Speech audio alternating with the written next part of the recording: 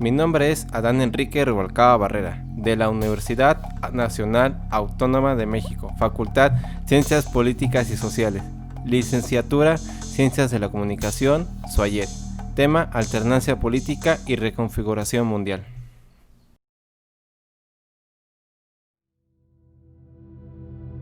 Los cambios políticos, sociales y económicos del México del fin del siglo XX y principios del siglo XXI son los que dejarán marca, aunque su naturaleza y profundidad dependerán de decisiones y sucesos que aún están en proceso. La llamada tercera ola democrática mundial tuvo un impacto notable en América Latina y finalmente en México. El nuevo presidente debería llevar a cabo su tarea sin temer a la mayoría en el Congreso y por tanto estaría obligado a negociar con una mayoría de legisladores y gobernadores de oposición, pues el cambio había significado un aumento de legitimidad y de la presidencia y de toda la estructura de autoridad. El llamado bono democrático, uno de los más exitosos del mundo en cuanto a estabilidad y longevidad, el fortalecimiento hegemónico de Estados Unidos y el inicio del mundo postnoamericano, los efectos del acelerado proceso de globalización conectaron como nunca los fenómenos nacionales con los regionales y mundiales.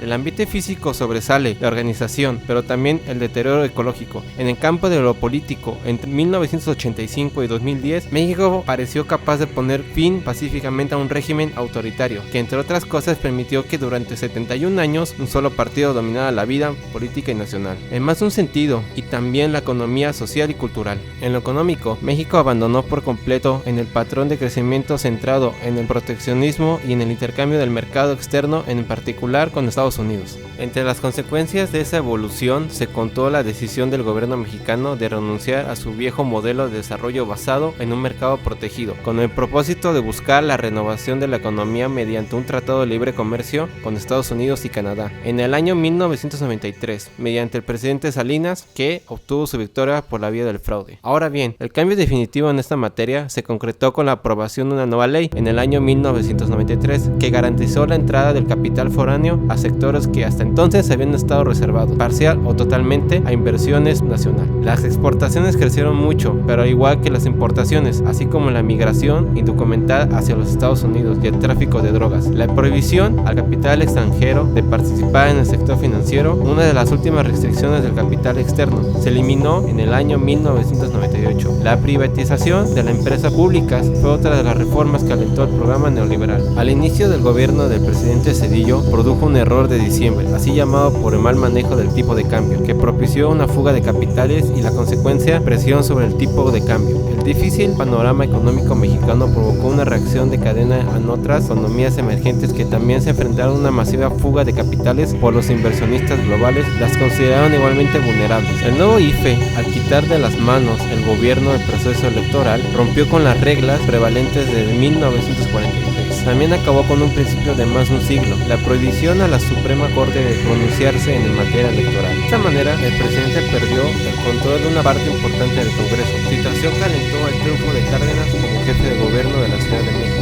y la existencia de varios gobiernos estatales y municipales en el poder de la oposición durante toda la República. En el 2000, México vivió una intensa campaña presidencial. Las plataformas de los dos principales contendientes, tanto PRI y PAN, no fueron muy diferentes, pero el PRI ya le pesaba mucho su historia como el partido de un sistema autoritario y corrupto, incapaz de volver a encauzar un frente unido que aseguraba la salida pacífica del PRI de los Pinos. Desde el inicio, las encuestas mostraron que la posición más fuerte y con mucho era la del panista Vicente Fox, un administrador de empresas que había estado enfrente de la Coca-Cola. Era un buen candidato. Empleó con éxito un discurso simple y atractivo. Si sacaba el PRI de los Pinos, la solución del grueso de los problemas nacionales, la mediocridad del crecimiento económico, la corrupción y la ineficiencia del aparato burocrático se acababa. El cómputo oficial dio a Fox un triunfo del 42.52% de la votación. México llegó al siglo XXI con una economía de nuevo crecimiento, pero de manera muy desigual. Fox puso en práctica programas de apoyo focalizados, entre ellos el Plan Puebla-Panamá y el programa Marcha hacia el Sur, pero con escasos resultados. Esto obligó a preguntarse si era necesario un Telecán en específico para el sur. Inició con un proyecto presidencial de construir un nuevo aeropuerto para la Ciudad de México, anunciado como la obra pública más importante del sexenio. Su costo sería $1.800.000 millones, de los cuales 75% sería capital privado. Se inició en octubre del año 2000 2001 y en julio de 2002 hicieron que el gobierno federal se enfrentara al dilema de represión al viejo estilo o abandono del proyecto. Se optó por ampliar el viejo aeropuerto. En el 2001, Fox mandó al Congreso una iniciativa fundamental.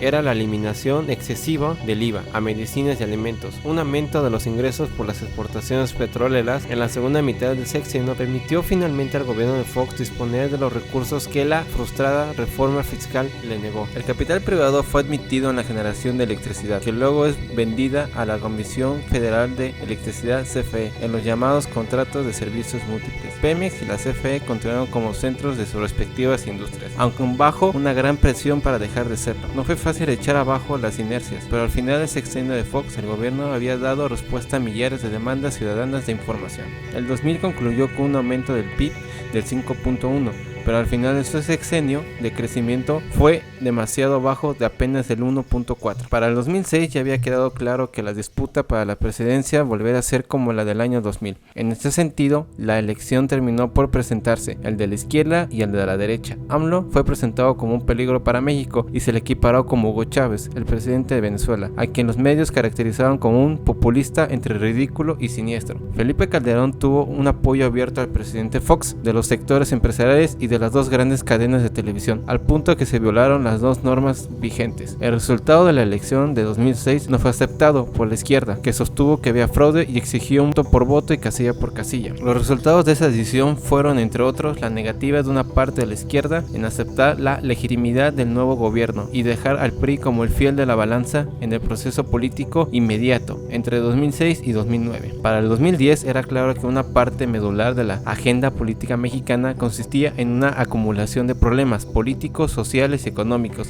resueltos a medidas de plano sin resolver.